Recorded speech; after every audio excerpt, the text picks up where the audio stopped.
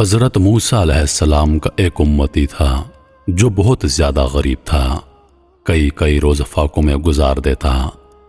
ایک مرتبہ اس کی ملاقات حضرت موسیٰ علیہ السلام سے ہوئی۔ وہ کہنے لگا، اے موسیٰ علیہ السلام، آپ کلیم اللہ ہیں اور کوہ طور پر جا رہے ہیں۔ آپ میری طرف سے اللہ پاک کو عرض کریں کہ میری آنے والی زندگی کا سارا رزق مجھے ایک ہی بار میں عطا کر دیں تاکہ میں اچھی طرح زندگی گزار سکوں۔ حضرت موسیٰ علیہ السلام نے اس کی فریاد اللہ کی خدمت میں پیش کر دی۔ اللہ پاک نے اس کی دعا قبول فرما دی اور اس کو چند بھیڑ بکریاں، گندم، کچھ بوریاں اور کچھ مزید چیزیں عطا کیں۔ اس کے بعد حضرت موسیٰ علیہ السلام اپنے روزانہ کے کاموں میں لگ گئے۔ ایک سال یا کچھ عرصہ گزر گیا کہ موسیٰ علیہ السلام کو وہ بندہ یاد آ گیا۔ آپ علیہ السلام نے سوچا کہ پتہ تو کروں کہ اس کا کیا بنا۔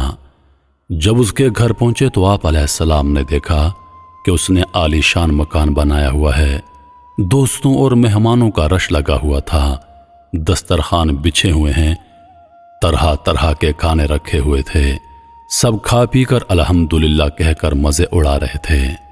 حضرت موسیٰ علیہ السلام یہ منظر دیکھ کر بہت حیران ہوئے کہ یہ کیا ماجرا ہے۔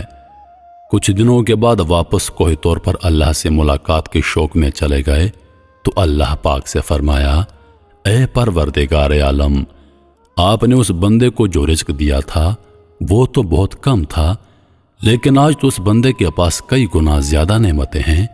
یا اللہ، میں یہ سمجھنے سے قاصر ہوں، بے شک آپ خوب جانتے ہیں۔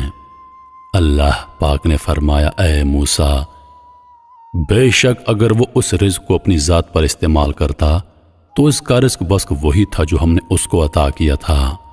میرے اس بندے نے ہمارے ساتھ نفع کی تجارت کی ہے۔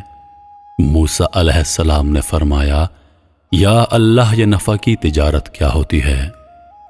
رب العالمین فرماتے ہیں، میرے بندے نے مہمانوں کو کھانا کھلانا شروع کیا، میرے راستے میں خرچ کرنے کو اپنا فرض جانا، غریبوں مسکینوں کے لیے دسترخوان بچھا دیے، اور میرا یہ دستور ہے کہ جو میری راہ میں 1 روپیہ خرچ کرتا ہے میں اس کو 10 گنا زیادہ دیتا ہوں۔ چونکہ مجھ سے تجارت میں اس بندے کو نفع زیادہ ہو گیا، اس لیے اس کے پاس مال و دولت بے تحاشا ہو گیا۔ محترم عزیز دوستو، اللہ پاک فرماتا ہے کہ اے بندے، تو میری راہ میں 1 روپیہ خرچ کر، میں تم کو 10 گنا بڑھ کر دوں گا۔